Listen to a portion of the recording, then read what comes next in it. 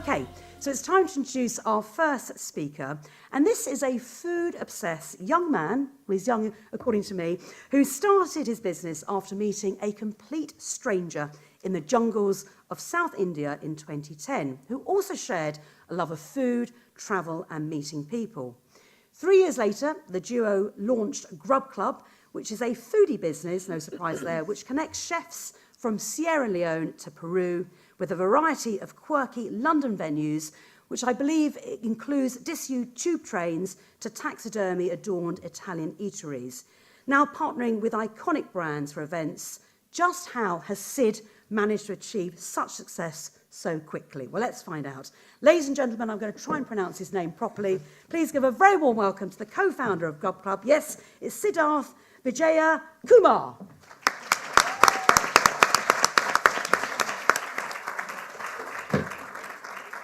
Thank you for the warm welcome, guys. So today I want to tell you a story.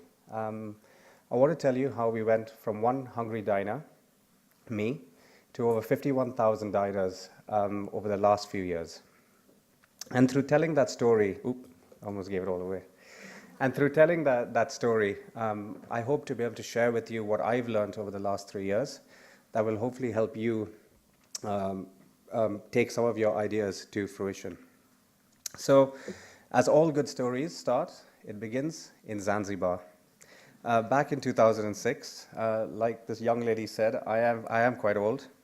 I was traveling around Kenya and Zanzibar, and while I was out there, I came upon a restaurant called Two Tables. And the reason why it was called that was because it was two tables in someone's house. And I was really inspired by that idea, this idea that someone can set up a restaurant anywhere. And the reason why was because I love this idea that someone can set up a restaurant and connect you with travelers looking for something different to a restaurant. So I was determined at that time, when I returned to London, to set up a company that did just that. And I knew straight away, like probably many of you here, that you might need a little bit of money to do it. So I spoke to a whole variety of investors, many with diverse backgrounds. And they all were united with one thought, that I was a complete muppet. They were like, you know what, no one's ever going to eat in someone's house. That's just the most ridiculous thing. And you know what, they were right to some extent, actually. I think timing is so important. You may have a really good idea, but you need to do it at the right time. And let me try to paint you a picture of what 2006 looked like. So there was still something called the Social Networking Awards. This horrendous website called MySpace won it back then. And the two sites tipped for success in 2007 was something called Bebo and another one called Facebook. And I think one of them did okay, I think. And we were still 2 years away from this little company called Airbnb, obviously, and 2 years away from what became known as the sharing economy. So dejected and demoted, I went back to my job in advertising. But I wasn't one of those cool guys like Don Draper, if any of you have seen it. I was the nerdy media guy in the back room. But this isn't a sad story, guys, because 6 years on, a chance encounter in a jungle in South India introduced me to my friend and eventual co-founder, Liv. And when I told her about the idea for Grub Club, she was inspired the same way I was all those years ago in Zanzibar. And that was the catalyst for setting it up. And one thing for you guys to think about is when you come to set up your company, you know what, it's such a long journey to go on. Sometimes it's very rewarding, it's a lot of fun, but sometimes it's nice to have someone there with you to share the burden with. And also to bounce ideas, but mostly share the burden. So, what is Grub Club? I won't bore you guys too much about it, but what Grub Club does is there are 3 elements to it. On one hand, we have incredibly talented chefs, many of whom work in Michelin-star restaurants. On the other, we have lots of venues that have some spare inventory. So it could be a cafe that closes at 3 p.m., a pub that has a spare room, a museum, or even the St. Pancras clock tower that's either there or there. We bring them together to set up a restaurant for a night. And then diners come looking for something beyond a restaurant. And I think by bringing those 3 elements together, we create and also check your slides before it goes on there. um, and I think by bringing those three ingredients together, we create extraordinary experiences in curious corners. And I'm really proud to be able to tell you that, we have over 51,000 diners who've used our service. We work with over 500 chefs in over 1,000 venues all over London. And we've had some good feedback, some great press coverage. And the Guardian called us the Airbnb for supper clubs. We had Business Insider say we were on course to make $1 billion. I'm not sure about that, but our investors seem to like that, so I go with it. But the thing that inspires me the most is what UCL said.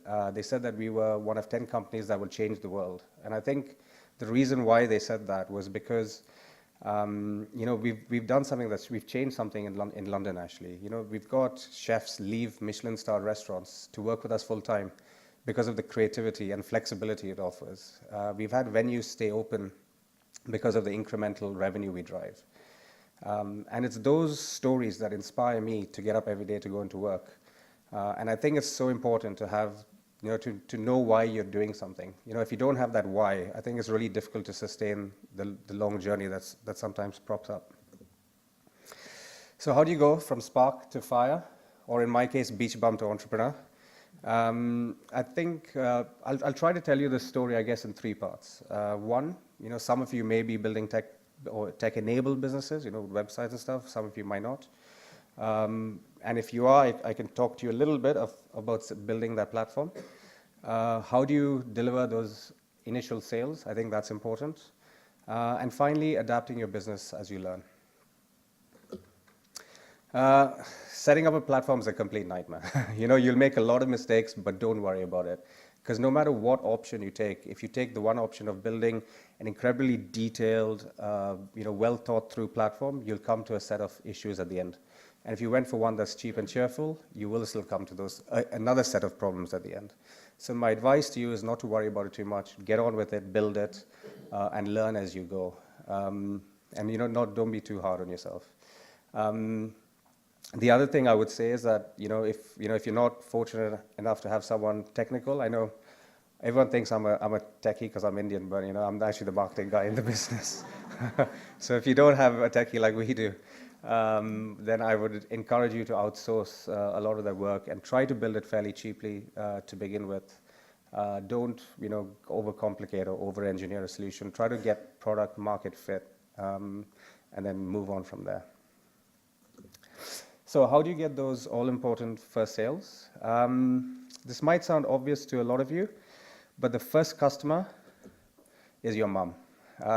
That's my mom, and you can tell by the way she's looking at me so adoringly, she was definitely going to buy whatever I sold her. So make sure you use your friends and family as much as possible. And not just for the sales, but also in terms of widening your network.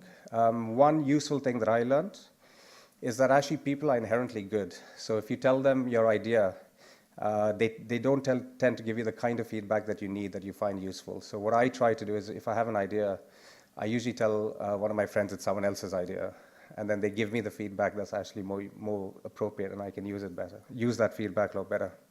But I like bad feedback, though. Do you have any unfair advantages in your business? So for us, we were quite lucky because we are a three-way marketplace, I guess, and because of that, one of our chefs actually spent a lot of time driving our own customers. So before we launched, we spent about 3 to 4 months really getting out there, meeting as many chefs as possible, so that on the day that we launched, we already had a whole set of customers ready to go. So we were lucky that within 10, 15 minutes, we had our first customers on the site of going live. And the same with the venues, we're able to leverage that quite a bit in order to get them to drive sales. And finally, those early customers you get are so important because, they'll help you find the next group of customers. Building alliances and partnerships are important. What I like to say here before I go into that, actually, I think that, we live in an amazing world with, lots of innovation and creativity and entrepreneurship. But I think that also creates a whole set of challenges because of it. Because you may have an idea in New York, and then that idea gets replicated in Dubai or India or wherever else within, 2 or 3 months. So your idea itself is quite commoditized. Design is incredibly commoditized. The technology platforms they're built on are incredibly commoditized. So how do you differentiate yourself in such a, cluttered market?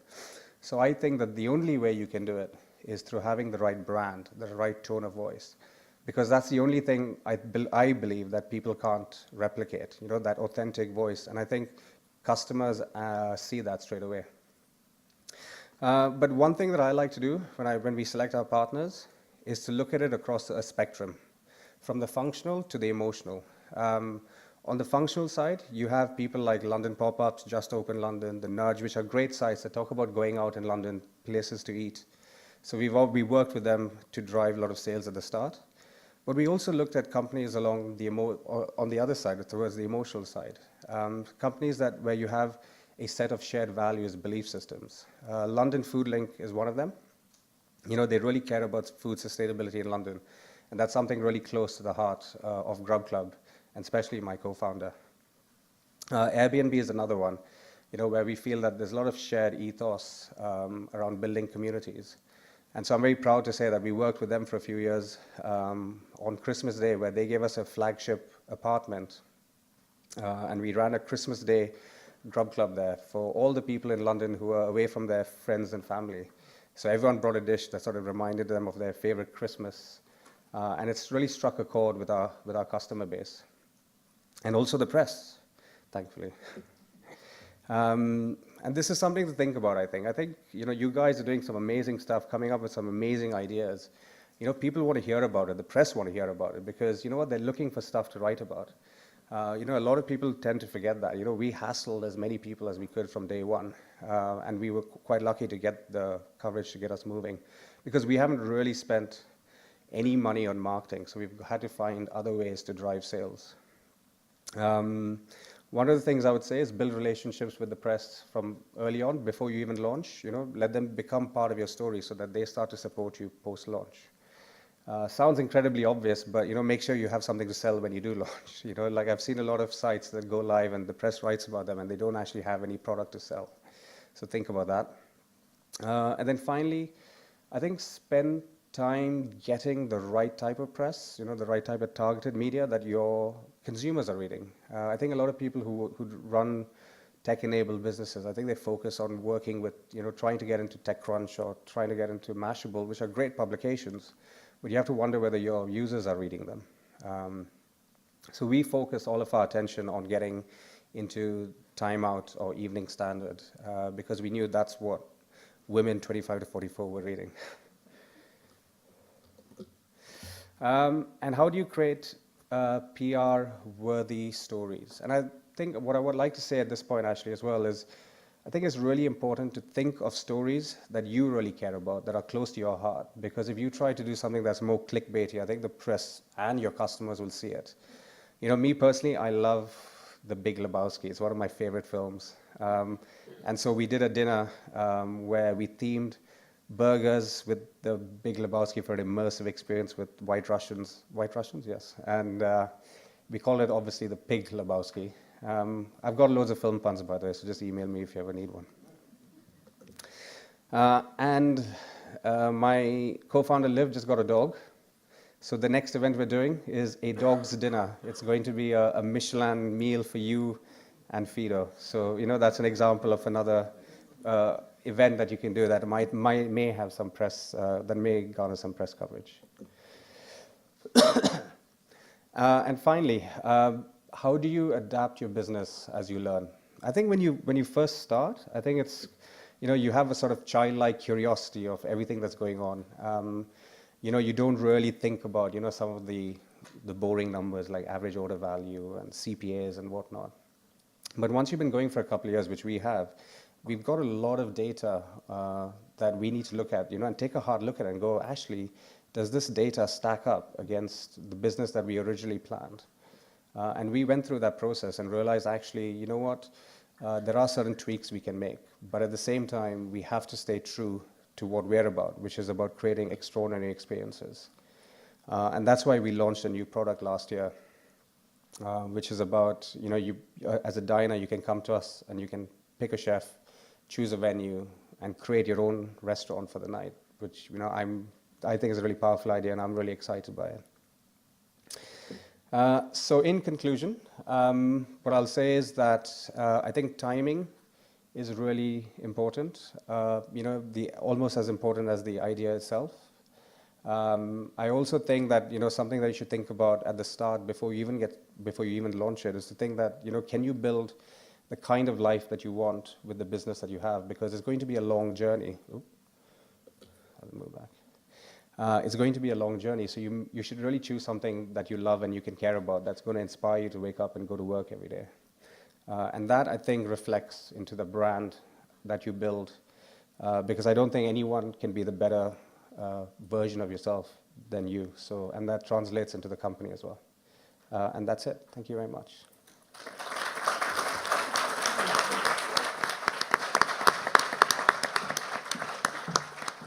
Thank you very much, Sid. Now, I know you called yourself a beach bum, but actually you've had a very successful career in the past in online advertising. So I'm just wondering how that background actually helped you build your brand, Grub Club. Was it easier to build your own brand than it was to work on other customers' accounts? Yes, I think for sure. I think one of my colleagues from my media days is sitting back there.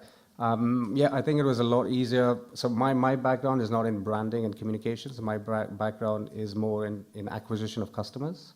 So it really helped with launching the business and getting those initial customers, because you take a more sort of a data-driven approach to driving those sales. And that was really useful for me. But I think as we've grown, I've come to realize actually, branding is super important. And I think, marketing is such a wide spectrum that no one is ever going to know all of the aspects of marketing, like pricing, like product development, branding, communications, customer acquisition. So it's important to break down the skills that you have and go and reach out and go and get the ones that you're missing. And so we've done that quite a bit. Now, you said you didn't have much of a budget for marketing. Is that still the case now? Because obviously Grub Club has grown really popular. Or have you decided to keep it lean because it worked well for you in the early days? Yes, we still don't have any marketing budget right now. We haven't spent, I think we've spent over the last 3 years about £10,000 on marketing. So just it's all using been pets of your friends yes, and family? yeah. Trying to come up with new ideas. Yeah. But I think now we've just about to close around the funding, and so we're going to start spending money, which I'm very excited by, because that's what I used to do in the past. So you've done everything on £10,000 per year? No, in total? In total, yeah. Over 3 years. Wow. But I think it's really, I actually think it's super important sometimes not to have any money, because you start to learn what the sort of drivers are for a sale. So I think if I had a lot of money, which I did in the past, because we used to deploy like £1 million of budget a month, you sort of like just chuck it out there and sort of hope that you'll optimize it and improve your conversion rates over time. But when you know what the drivers are for sale, like I've learned over the last 3 years, you can be more targeted with how you approach the problem, and hopefully not spend as much. Well, Sid, thank you very much. You'll be able to ask Sid a question later on. But in the meantime, Sid, everybody. Thank you, Sid.